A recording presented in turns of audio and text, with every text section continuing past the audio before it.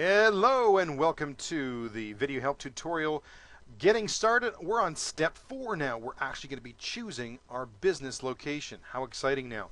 So before you've hit this, you really need to have done your due diligence, and you need to have researched not only your business type, but also what sort of idea or theme or market you want to be reaching with your business, and what sort of products you'll be selling. So all of these sort of things need to have jumbled around in your head.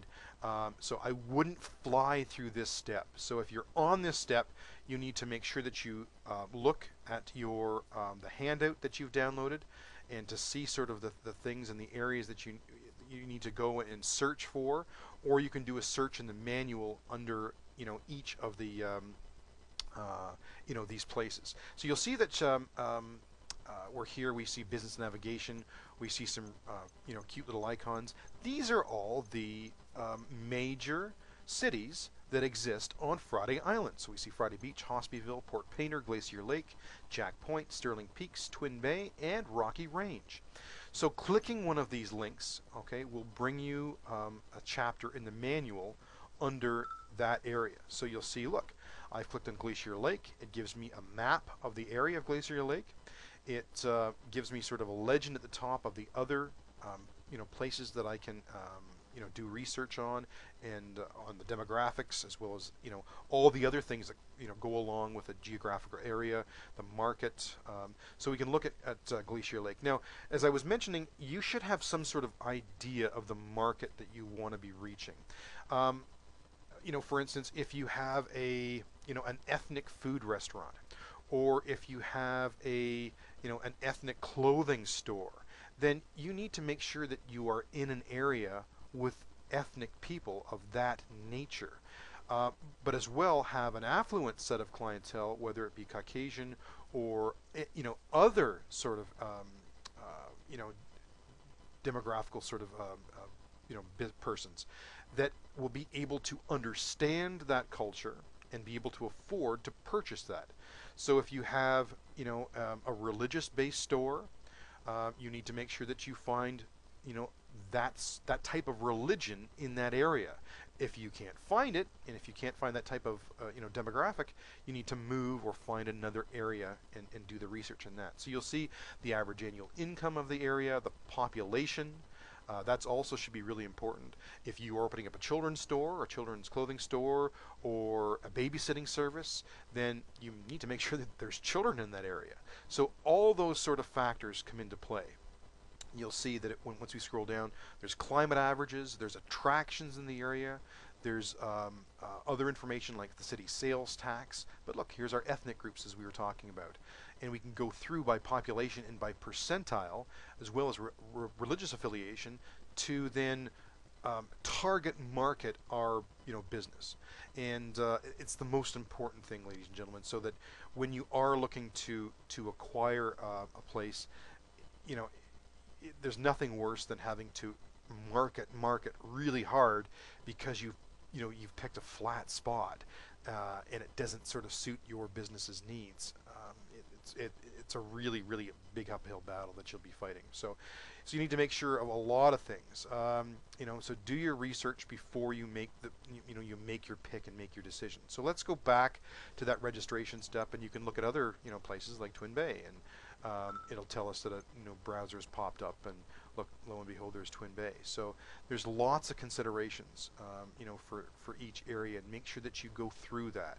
Employment by industry, all those considerations, because that's going to eventually curb your your campaigns and your marketing and your advertising based on that as well. So okay, so now we understand where to find that. We can also go right to the manual, and where we were before in the last step, and we can just search on towns, or that town type.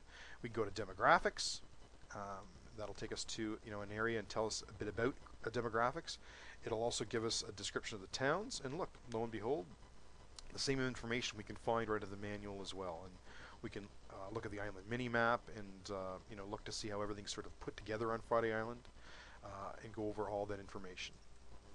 So don't don't rush through this step. Now, when you are acquiring a location, you will be leasing a box. So it will be, tricked all out based on what you do to the business. So it's a box on a parcel lot, and you'll be leasing that property. So you'll be outfitting it with the money that Orwell Dawes gives you to your liking. Okay, so you won't be encumbered by other issues. So it's a nice clean. You won't own that spot, so it actually won't become an asset. But the leasehold improvements that you do inside it will be will be assets for your business. So let's have a look to see what's on Friday Island. So if we click the vacant properties, on Friday Beach, we can see all the little things that will pop up. We can click on the fine dining, and that'll show us all the fine dining places. And if we hover over these places, it tells us who is located there. And if we click on that, it will give you a bigger breakdown on that on the information of that property. So, for instance, this is really important if you are opening up another fine dining restaurant. So when I clicked vacant, there wasn't any vacant properties at this time on Friday Beach. So that's not very good. So Friday Beach is maybe not a place where we can go at this time. Now, properties come and go weekly. So depending on when your course starts will denote what sort of vacant properties you can sort of be looking for. But giving you sort of the overview, you can also align yourself with other businesses. Let's say an events planning business, right? And you can actually find that individual, click on on that place, and find that person inside Friday Island on the simulation, and actually network with them to better your position in your business and align yourself. Maybe joint marketing efforts and creating an alliance. So if you want to change the town, we're in Friday Beach right now, just click on this downward arrow here, and let's say we were looking at Hospiville, which is the major sort of large city that exists on Friday Island. So hopefully maybe they have some vacant properties, which they do, which is great. So hovering over those places, you can click on that and learn more that there's no owner. The IPS location is really important. That's the island positioning system, much like a GPS coordinate in the real world that you'll see on everywhere now.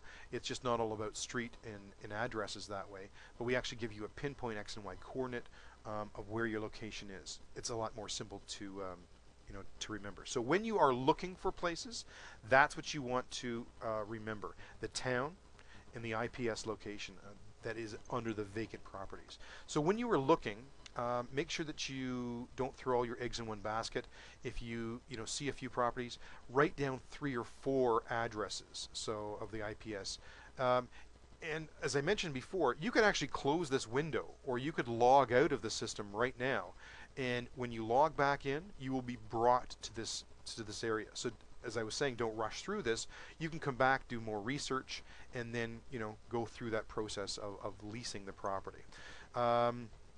So let's say this is the property I'm looking at. You can see down here the rent is $2,400, the taxes $600, utilities $250, and the insurance $200. Let's find out what my competition is around that. So if I wanted another hotel, wow, there's one over there, so it's quite far. So there. So if I'm opening up a hotel, although I'm a little bit off the beaten path, I'll have to do more marketing.